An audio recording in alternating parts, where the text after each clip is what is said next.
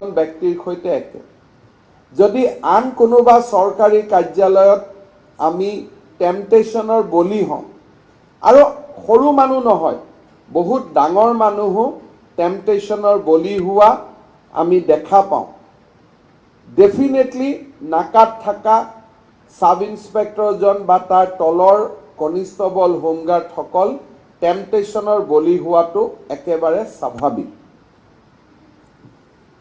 21 জুনত যেতিয়া আমি 3 কেজি মেথামফেটামাইন পাইছিলোঁ সেই সময়ত এই 3 কেজি ড্ৰাগছৰ মূল্য ইণ্টাৰনেশ্যনেল মাৰ্কেটত কোনোবাই কৈছে 14 crores কোনোবাই কৈছে 13 crores আমাৰ যদি আৰক্ষীৰ জোৱানসকলে যদি নেগোচিয়েট কৰিলেহেঁতেন তেতিয়ালে মই নিশ্চিত যে তেওঁলোকে 1-2 কোটি টকা সেই নিখাৰ ভিতৰতে তেওঁলোকে ল'ব পাৰিলেহেঁতেন অলপমান যদি গাড়ীখন ৰাইজৰ চকুৰ পৰা আঁতৰাই আনিলেহেঁতেন থানাত বহি ভাল কৰি নেগোচিয়েট কৰিলেহেঁতেন ইমানখিনি টকাটো পাই গ'লহেঁতেন কিন্তু এটা কথা আমি লাহে লাহে বুজি পাব লাগিব যে এই 1.5-2 কোটি টকা 50 লাখ টকা 10 লাখ টকা আমি কাৰ কাৰণে ল'ম যাৰ জৰিয়তে আমাৰ পৰিয়ালটোৰ অৱস্থা ভাল হয় কিন্তু যেতিয়া ড্ৰাগছৰ অবাধ প্ৰজল ইয়াতে এভেইলেবিলিটিটো অবাধ হ'ব তেতিয়া মোৰ ল'ৰাটোৱে যে ড্ৰাগছ নাখাব তাৰ গ্যাৰেণ্টি কোনে ল'ব পাৰিব মোৰ ভাগিনজনে মোৰ ভতিজাজনে মোৰ ছোৱালীজনীয়ে মোৰ ল'ৰাটোৱে অৰ্থাৎ আমি যি টকা লৈ ড্ৰাগছ বজাৰত আহিব এৰি দিলোঁ সেই ড্ৰাগছে যাৰ কাৰণে আমি এই টকাখিনি ল'লোঁ সেই পৰিয়ালটো এদিন ড্ৰাগছৰ কবলত পৰি সেই টকা পইচা সুখ শান্তি আৰু শেষত নিজৰ পুত্ৰ আৰু কন্যাকো যে আমি আমাৰ জীৱনৰ পৰা হেৰুৱাই নেপেলাম তাৰটো কোনো গ্যাৰেণ্টি নাই গতিকে মানুহে বি খালে লগে লগে মৰে কিন্তু ড্ৰাগছ আদিৰ নামত টকা লোৱাৰ পিছত আমাৰো মৃত্যু হ'ব but that will be in a slow process যে লাহে লাহে লাহে লাহে এই ধৰণৰ আমাৰ পৰিয়াললৈকে এই ধৰণৰ ঘটনা আহি গৈ থাকিব সততা আৰু সাহসিকতা এই দুইটাই এই ধৰণৰ ঘটনাৰ পৰা সমাজক মুক্ত কৰিব পাৰে বৰসিং বে এজন হোমগাৰ্ড আমাৰ ডিজি হোমগাৰ্ড কাশ্যপ ডাঙৰীয়া ইয়াত উপস্থিত আছে আমি জানো যে হোমগাৰ্ডসকলে কি টকা পইচা পায় তেওঁলোকে কি ধৰণে জীৱন যাপন কৰে আৰু কিটো অৱস্থাত তেওঁলোক আজিৰ দিনতো আছে এজন হোমগাৰ্ডৰ কাৰণে টেম্পটেশ্যনৰ পৰা নিলগত থকাটো অত্যন্ত ডাঙৰ কথা আৰু অলপ অলপ বৰসিং বে ফ্ৰাষ্ট্ৰেশ্যনতো আছিলে কেইবাবাৰো পুলিচৰ ইণ্টাৰভিউ দিছে পুলিচত পোৱা নাই গতিকে এই টেম্পটেশ্যনটোৰ আকোৱালি লোৱা এইটো কোনো ডাঙৰ কথা নাছিলে আৰু বিশেষকৈ এটা দিন আছিল আজিৰ কথা নহয় আমাৰ কিছুমান নাকা পাৰ্টিত কিছুমান জিপচিত আমি হোমগাৰ্ড ৰাখোৱে এইটো কাৰণে যাতে ইউনিফৰ্মত থকা মানুহসকলে গৈ পইচাটো নুতুলে হোমগাৰ্ডজনে তুলি লৈ আহে আৰু হোমগাৰ্ডজনৰ চাকৰি গ'লেও এখন জিলাত চাকৰি গ'লে পিছত আৰু এখন জিলাত লগাই লওক এই ধৰণে এটা সিস্টেমত আমি হোমগাৰ্ডখিনিক ব্যৱহাৰ কৰি থকা আমাৰ এটা প্ৰৱণতাও আছিলে এনেকুৱা নহয় যে তেনেকুৱা নাছিলে বাট এই গোটেইবিলাকৰ মাজত বৰসিং বে সাহসিকতাৰ এটা উদাহৰণ আমাৰ সমাজলৈ আনি দিলে আজি মই এই ক্ষেত্ৰত definitely I need to congratulate superintendent of police Karbi Anglong and his entire team অকল এইটো নহয় লাষ্ট 40 দিনত in Karbi Anglong under the leadership of superintendent of police বহুখিনি কাম from neutralizing militant organization, drugs ধৰা পৰাৰ পৰা অপৰাধিক উদ্ধাৰ কৰাৰ পৰা বহুখিনি কাম কাৰ্বি আংলঙত হৈ আছে আৰু মই ভাবোঁ যে এটা যেতিয়া লিডাৰশ্বিপ থাকে তেতিয়া তলৰ মানুহখিনিও ডেফিনেটলি মটিভেট হয় বৰসিং বেৰ সাহসিকতাই অসম আৰক্ষীলৈ এটা নতুন বাৰ্তা পঠিয়াইছে। মই বৰসিং বেক অভিনন্দন জনাইছোঁ আৰু তেখেতক আজি আমি হোমগাৰ্ডৰ পৰা আৰক্ষী কনিষ্টবললৈ আমি নতুনকৈ নিযুক্তি দি গৌৰৱ অনুভৱ কৰিছোঁ। I'd like to thank DG Homeguard also for his leadership, and also I'd like to convey my greetings and thanks to Director General of Police and Superintendent of Police for their extraordinary leadership. আমি আগতে কৈছোঁ যে drugs এটা মহামাৰী, ইয়াৰ বিৰুদ্ধে আমি যুঁজিছোঁ। অসমত আৰু এটা ঘটনা খুব বহুখিনি মিডিয়ালৈকেও অহা নাই, লাহে লাহে আমি দেখা পাইছোঁ যে আমাৰ মহিলা আৰু শিশুসকলক, বিশেষকৈ ছোৱালী আৰু বাচ্চাবিলাকক খুব ডাঙৰ কৰি অসমৰ বাহিৰলৈ লৈ যোৱা হৈছে। তেওঁলোকক কামৰ প্ৰলোভন দি, বিভিন্ন ধৰণে প্ৰলোভন দি আন অত্যন্ত জঘন্য কামত আমাৰ শিশুসকলক আৰু ছোৱালীসকলক ব্যৱহাৰ কৰা হৈছে। যোৱা কেইটামান দিনত আৰক্ষীয়ে সফলতা লাভ কৰিছে, কিন্তু ইয়াৰ আৰু বেছি ভিতৰলৈ যিটো অৰ্গেনাইজ গেং আছে, সেই গেংটোক নষ্ট কৰি দিয়াৰ দায়িত্বও আমাৰ আছে।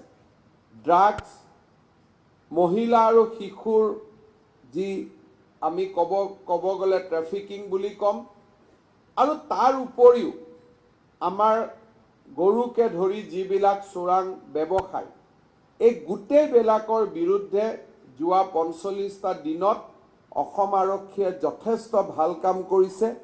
আৰু মই ভাবোঁ যে আমাৰ DG মহন্ত আৰু স্পেচিয়েল DGP GP সিঙৰ নেতৃত্বত এই প্ৰচেষ্টা অব্যাহত থাকিব আৰু আমি যাতে আমাৰ এটা নিৰ্দিষ্ট লক্ষ্যত উপনীত হ'ব পাৰোঁ। অসম আৰক্ষীত আমাৰ সৎ বিষয়া আছে, সৎ জোৱান আছে, হোমগাৰ্ডত সৎ জোৱান আছে। মই ভাবোঁ যে আজি আমি বৰসিং বেক যিখিনি কৰিব চেষ্টা কৰিছোঁ, বৰসিং বেক ইণ্ডিভিজুৱেলি আমি সম্বৰ্ধনা জনাইছোঁ, কিন্তু তাৰ জৰিয়তে অসম পুলিচৰ ৰেংক এণ্ড ফাইলত আমি এটা মেছেজ পঠাব যত্ন কৰিছোঁ যে সততা আৰু সাহসিকতাক এইখন চৰকাৰে সন্মান কৰিব। যোৱা কালি মই এটা ইণ্টাৰেষ্টিং ঘটনা কওঁ। ইয়াতে আমাৰ ছেক্ৰেটেৰিয়েটত 4জন গ্ৰেড 4ৰ মানুহে কথা পাতি আছিল। এজনে সুধিছে পেণ্ডেলটো কিয় বনাইছে? কোনোবাই উত্তৰ দিলে যে ইয়াতে অহাকালি বৰসিং বেক এপইণ্টমেণ্ট লেটাৰ দিব। তেতিয়া এইজনে আনজনে কৈছে যে CMAটো ৰুমতো বহাই পেলাই এপইণ্টমেণ্ট লেটাৰখন দিব পাৰে, ইমান পেণ্ডেল ইমান খৰচ কৰা কি দৰকাৰ? তেতিয়া আনজনে উত্তৰ দিছে যে নহয়, ৰুমত দিলে মানুহেতো গম নাপাব যে সততা আৰু সাহসিকতাৰো মূল্য আছে বুলি। অৰ্থাৎ 4জন গ্ৰেড 4এ বহি কথা পাতি আছে আৰু কোনোবাই মোক এই কথাখিনি জনাইছে। তাৰমানে ই কিমান ফাষ্ট, আমি যদি যেতিয়া সমাজে সততা আৰু সাহসিকতাক সন্মান কৰে, তাৰ মেছেজ বহুত ফাষ্ট তললৈকে পেনেট্ৰেট হয়।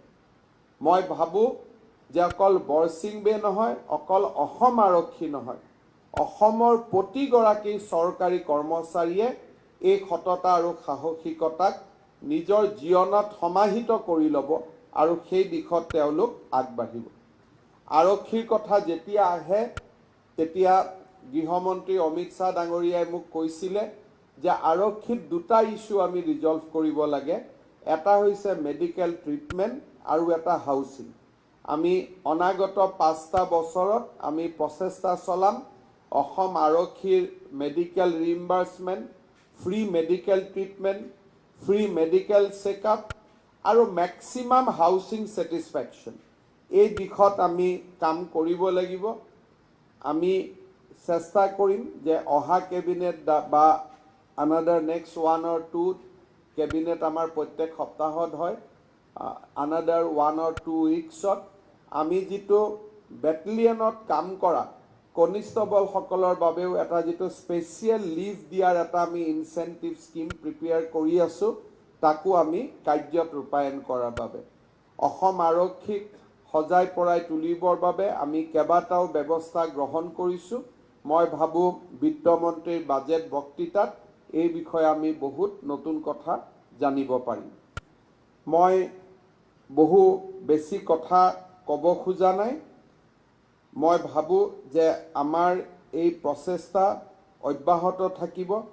আমি এটা নিৰ্দিষ্ট লক্ষ্যত উপনীত নোহোৱালৈকে আমি কাম কৰি গৈ থাকিম। মই আমাৰ ইয়াত প্ৰিন্সিপাল ছেক্ৰেটাৰী হোম আছে, আমাৰ ছেক্ৰেটাৰী হোম তেওঁলোকো আছে। যিসকল কনিষ্টেবল, হোমগাৰ্ড, SI খুব এক্সাম্পলাৰী কাম কৰিব। এক্সাম্পলাৰী মানে ওপৰৰ অফিচাৰজনে আউটষ্টেণ্ডিং লিখি দিলে নহ'ব। The work has to be really exemplary. তাক কেনেকৈ আমি লিখিম বেলেগ কথা। তেওঁলোকক আমি ইনস্পেক্টৰ পৰ্যায়লৈকে আউট অফ টাৰ্ণ আমি প্ৰমোশ্যন দিব পাৰোঁ নেকি। I think we need to come out with a proposal. Exemplary means exemplary. আমি দেখিছোঁ যে 42টা মাৰ্ডাৰ কৰাৰ পিছত এজন মানুহ সমাজত কি ধৰণে ঘূৰি ফুৰি থাকিব পাৰে। Now a team of 3 sub-inspector has neutralized that particular person. This is an exemplary work. So আমি তেওঁলোকক ইনস্পেক্টৰলৈকে প্ৰমোশ্যন দিব পাৰোঁ নেকি। Just a thought, if his integrity is otherwise not question or everything is there. এই ঘটনা, এই দিশত আমি চকু দিব লাগে।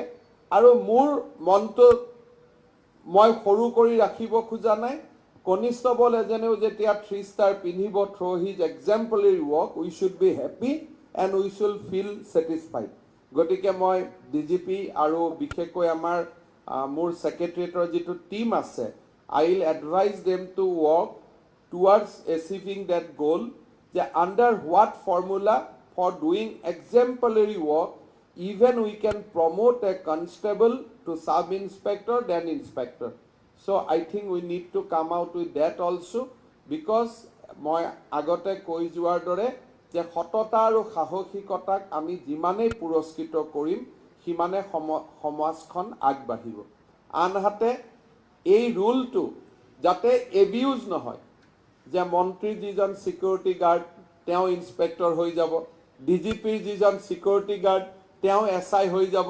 চ' adequate protection should be there so' that abuse নহয় আৰু পাৰ্চনেল ভাল পোৱা আৰু বেয়া পোৱাৰ পৰা এই গোটেই ব্যৱস্থাটো যাতে বহুত দূৰত থাকে।